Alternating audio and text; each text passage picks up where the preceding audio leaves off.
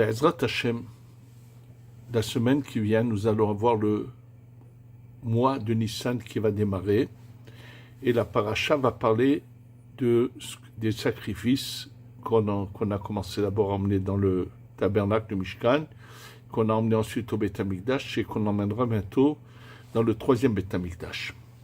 Étant donné que c'est le mois de Nissan qui démarre, on va commencer par expliquer ce qui est marqué dans la Gemara, dans le traité de Rosh Hashanah, Daf Yud Aleph, page 11. Là-bas, il y a une discussion qui est surprenante entre Rabbi Eliezer et Rabbi Yoshua. Ils ont plusieurs points de désaccord, mais c'est celui que je vais mentionner maintenant qui nous concerne, dont je vais parler. Rabbi Yoshua dit « Ben Nissan nigalou, Ben Nissan atidid legal ». C'est en Nissan que nous avons été délivrés d'Égypte, c'est en Nissan que nous serons délivrés. Bien sûr, il y a l'opinion de Rabbi Eliezer qui dit que non, c'est en Tishré qu'on serait délivré.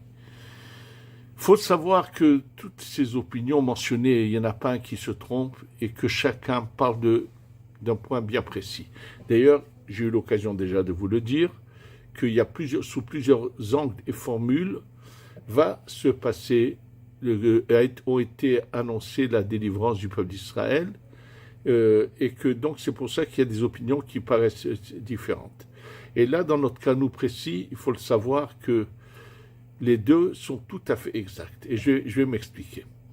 D'abord, je vous rappelle tout de suite ce qui est mentionné dans le Tikkuné HaZohar, Daf Nun Dalet, page 54, dans le Tikkuné HaZohar, qui parle que même ces personnes qui sont ce qu'on appelle bénonymes entre le tzaddik et le rachat, dont on parle à Rosh Hashanah pour le jugement, et là-bas il est mentionné que les bénonymes, ceux qui sont entre les deux, on leur donne une chance jusqu'à Kippour. S'ils ont fait tchouva, tant mieux, mais s'ils n'ont pas fait tchouva, ils risquent de basculer, d'être dans la catégorie de ceux qui n'ont aucune chance.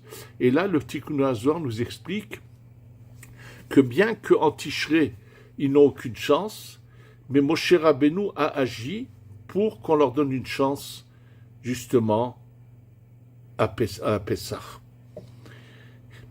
Et il explique là-bas le Zohar que si la sortie d'Égypte avait eu lieu au mois de Tishré, auraient été très peu nombreux ceux qui auraient mérité de sortir.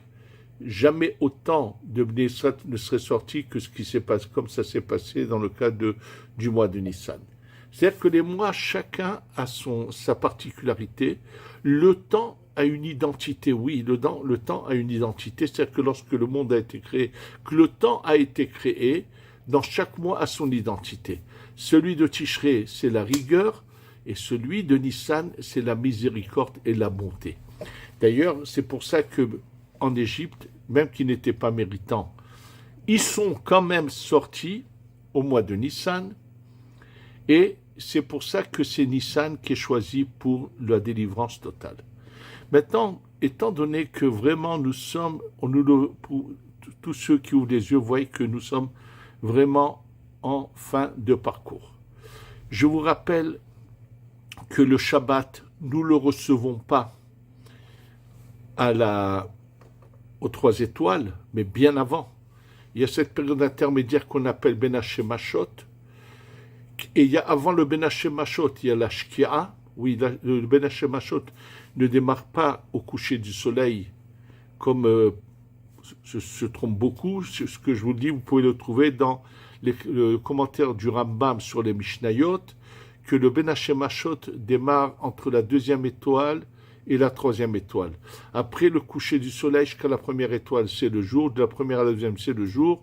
Entre la 2e et la 3e, et c'est également l'opinion de l'auteur du Shulchan Aruch, de Rabbi Yosef Karo, c'est pas le moment de parler de cela. En tous les cas, le Shabbat se reçoit même avant la Shkia, il y a ce qu'on appelle le rajout du Shabbat.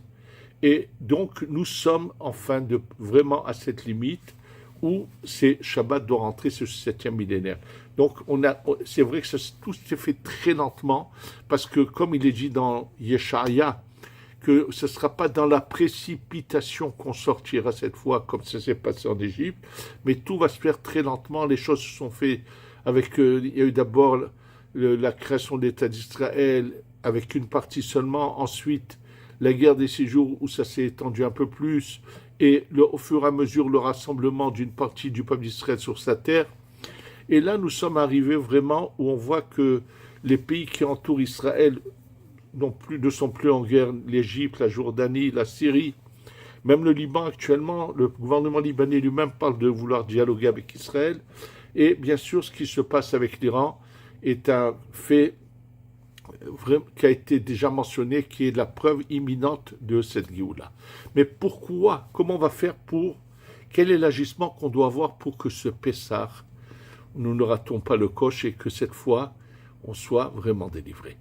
Alors, pour comprendre quelle est l'identité du mois de Nissan,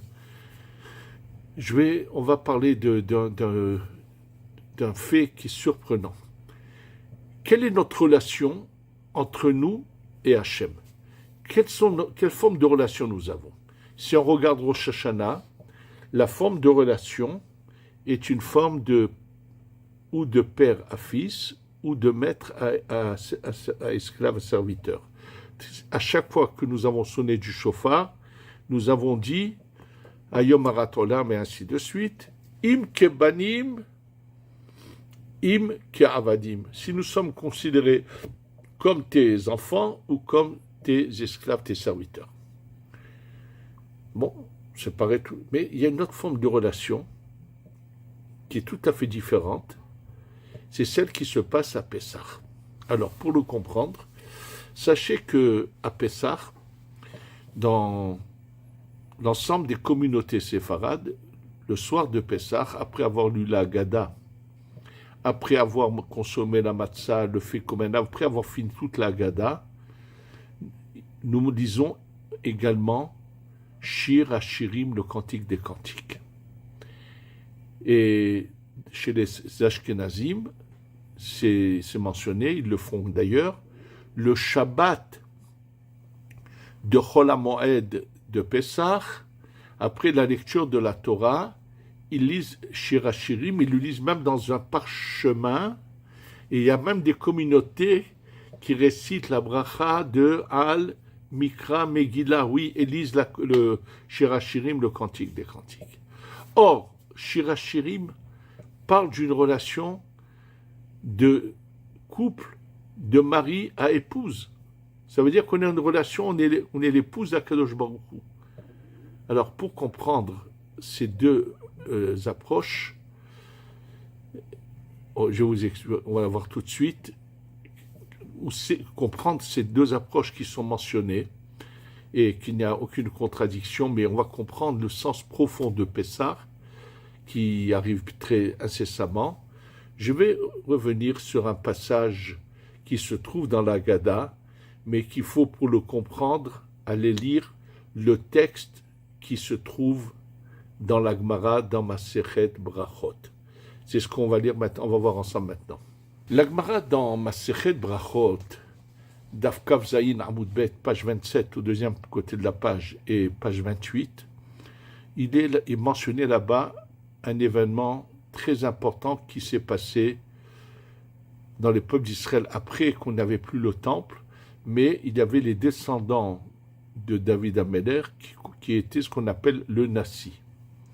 Et là, cette histoire se passe à l'époque où a vécu Rabbi Akiva.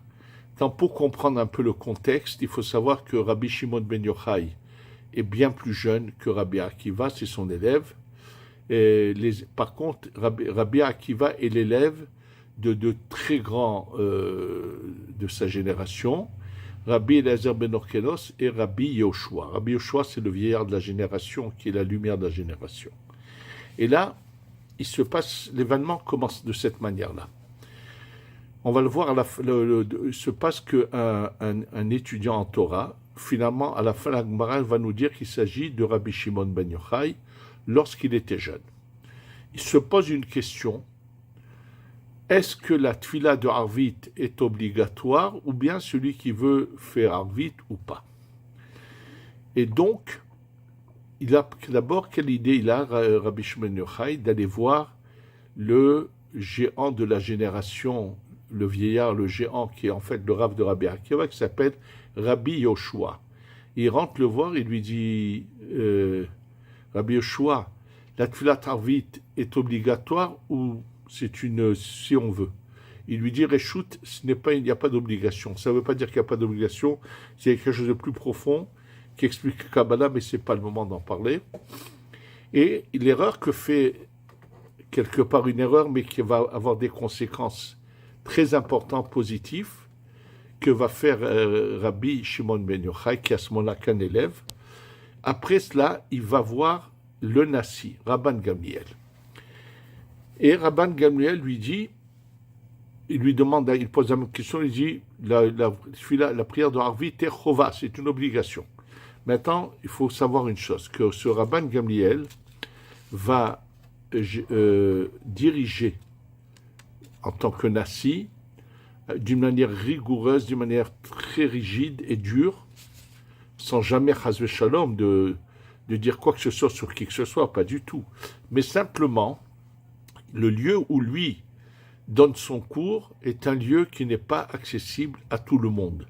Tout celui, bien que c'est un lieu assez grand, mais tout celui qui veut écouter le cours de Rabban Gamliel, il y a quelqu'un à l'entrée qui l'examine. Toi, qu'est-ce que tu fais bien tes tefilot tous les jours? On examine chaque personne et on ne laisse pas entrer n'importe qui. C'est une approche de din, de rigide qu'utilise Rabban Gamliel. On va le voir tout de suite par rapport aux faits qui suivent. Et donc, quand il est allé le voir en privé, le Rabbi Shimon ben Yochai, en tant que jeune homme, va voir en privé Rabban Gamliel, et quand il entend la réponse, il lui dit, tu sais, mais Rabbi Yoshua m'a dit l'inverse. Alors Rabban Gamliel lui dit, alors tu vas venir ce soir au cours, et Rabbi Yoshua, bien qu'il était plus grand que Rabban Gamliel, allait assister à ce cours tous les jours. Et il lui dit, quand tu viens ce soir au cours, tu poses la question, tu me reposes cette question à haute voix. En fait, il y a eu déjà, comme l'Agma va en parler, il y a déjà des antécédents, ou déjà 3 fois auparavant, où Rabbi Yoshua a donné son opinion, et Rabban Gamliel, qui a dit l'inverse, a obligé Rabbi Yoshua d'aller selon l'opinion de Rabban Gamliel, comme on va le voir tout de suite.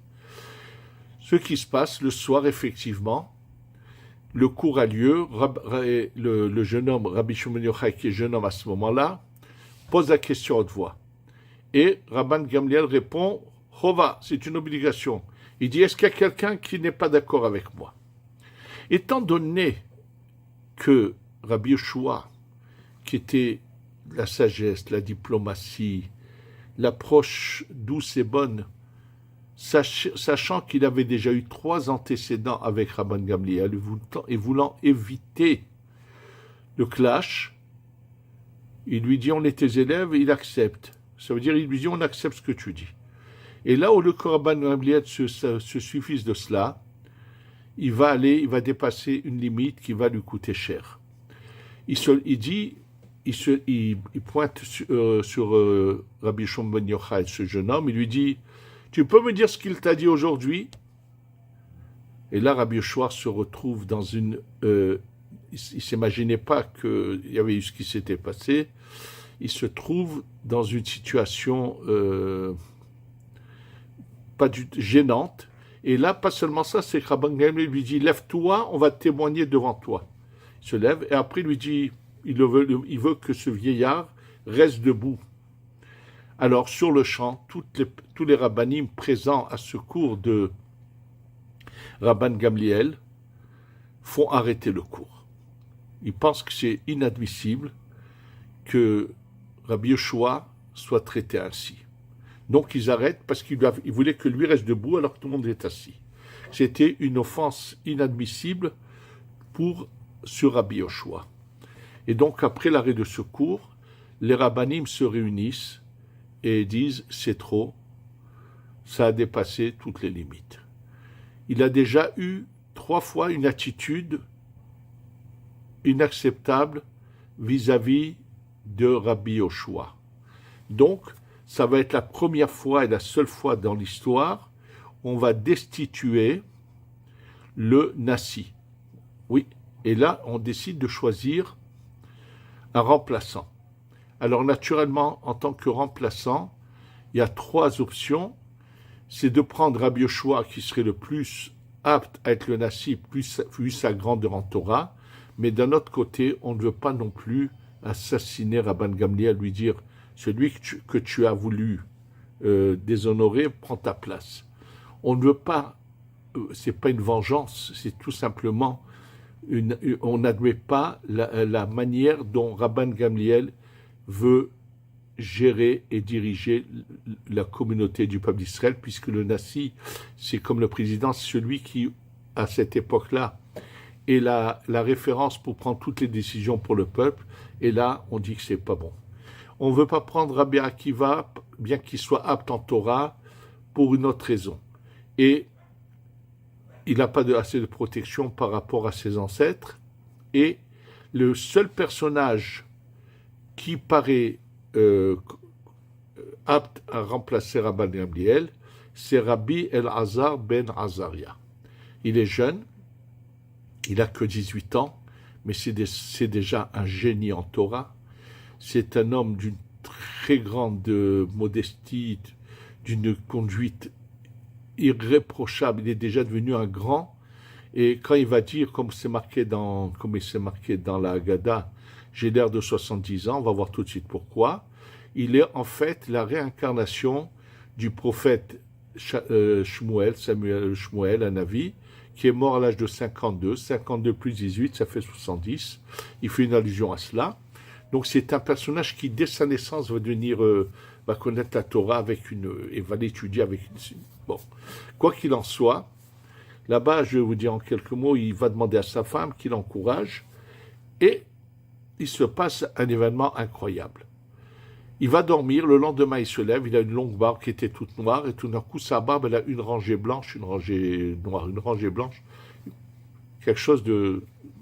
C'est pas sans raison, on va voir tout de suite pourquoi. En fait, Rabban Gamliel voulait que ceux qui rentrent à son cours soient des gens parfaits de l'intérieur et de l'extérieur. Or, dès qu'on va déchoir Rabban Gamliel de son... et on va mettre... dès qu'on nomme Rabbi Elazar ben Azaria à sa place, on en voit partout dans toutes les communautés qui peuvent avoir accès à venir, qu'il va y avoir un cours exceptionnel qui va durer d'ailleurs très longtemps, où tout le monde aura accès. Et là, on va tout de suite monter une sorte de tente, mais qui est énorme, puisqu'on va rajouter 400 bancs sur chaque banc, je ne sais pas combien de places, à cet événement. C'est-à-dire qu'il va y avoir un événement où tout le monde va avoir accès. Et là, pourquoi on a fait ce miracle à Rabbi Elazar ben Azaria, que la barbe, elle est de forme de couleur, comme le dit le Ben Ishraï, on voulu montrer qu'il a raison, même si la barbe blanche, c'est un vieillard. Rabbi Elazar ben Azaria est jeune, ça veut dire que son extérieur ne correspond pas à son intérieur. Et pourtant, Hachem fait ça pour dire, c'est cette attitude que je veux. Et donc, on ouvre les portes à tout le monde, et énormément de sujets vont être discutés. Et là, Rabbi Yoshua pourra enfin s'exprimer. Bien sûr, Rabban Gamliel a tout d'un coup des remords énormes, parce qu'il se dit quoi ? J'aurais pu laisser rentrer tant de gens, et tellement de gens veulent étudier, à cause de moi, ils ne sont pas venus étudier. Oui, il a beaucoup de remords.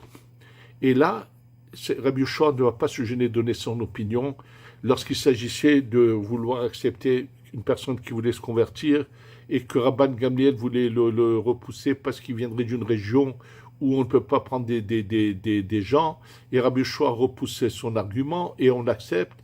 Et surtout, il y a un dialogue là-dessus. Est-ce que Shir HaShirim est un écrit saint, ou c'est qu'une anecdote? Pourquoi y aurait-il? Parce que personne s'imaginait qu'il puisse y avoir une telle relation entre Dieu et son peuple comme un couple. Et qui c'est qui va finalement trancher là-dessus? C'est Rabbi Akiva. Et Rabbi Akiva va leur dire Im kolaktavim kodesh, shirachirim kodesh kodashim. Si tous les écrits sont saints, shirachirim c'est le saint des saints. Bien sûr, parce que Rabbi Akiva, qui c'est qui va le faire arriver à son poste, à sa grandeur, c'est sa femme. Donc lui peut comprendre lui il est arrivé à ce niveau de relation avec Hachem comme un couple où il n'y a aucune limite.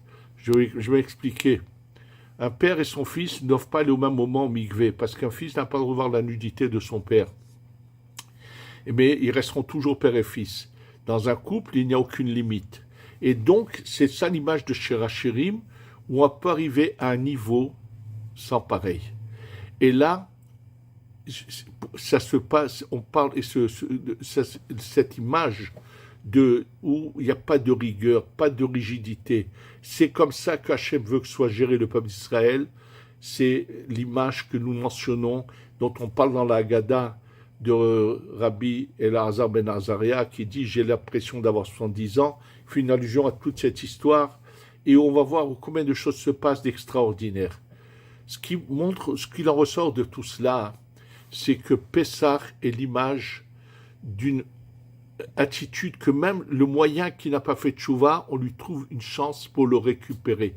C'est-à-dire qu'on récupère tout le monde, on aime tout le monde, on rapproche l'arme Israël et on trouve un lien. D'ailleurs, le soir de Pessah, quand on parle des 4 garçons, contrairement à ce qu'on pourrait imaginer quand il s'agit du rachat, on lui dit qu'en Égypte, il n'aurait eu aucune chance, mais il a une chance et on cherche aussi à le récupérer. Le Pessah, c'est récupérer tout le monde. C'est pour ça que le mois de Nissan est choisi, en particulier Pessah, la même manière qu'à la sortie d'Égypte. Il y a eu la même manière qu'à la sortie d'Égypte, même qu'ils n'étaient pas méritants, ils sont sortis, c'est pareil. Et là maintenant, chaque Nissan, cette lumière se réveille et il y a une opportunité qu'il ne faut pas rater. Nous sommes aujourd'hui devant cette possibilité que ce Pessah, nous puissions emmener l'agneau pascal, le Corban Pessah.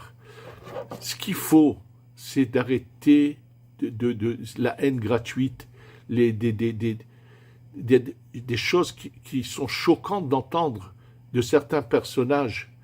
Il y a eu à Purim, je ne peux pas donner le nom, d'une secte de Chassidoute en Israël, comme il y a dans cette secte, je ne sais pas combien de rabbis qui portent le même nom de Chassidoute, donc je ne veux pas qu'on les mette tous dans le même sac, mais un d'entre eux, qui je me demande avec quelle face il pourra voir le Mashiach, quand il a osé dire des bêtises, des âneries de sa bouche sont sorties à Purim, et c'est marqué que celui qui trouve un défaut chez les autres, c'est que ce défaut se trouve chez lui.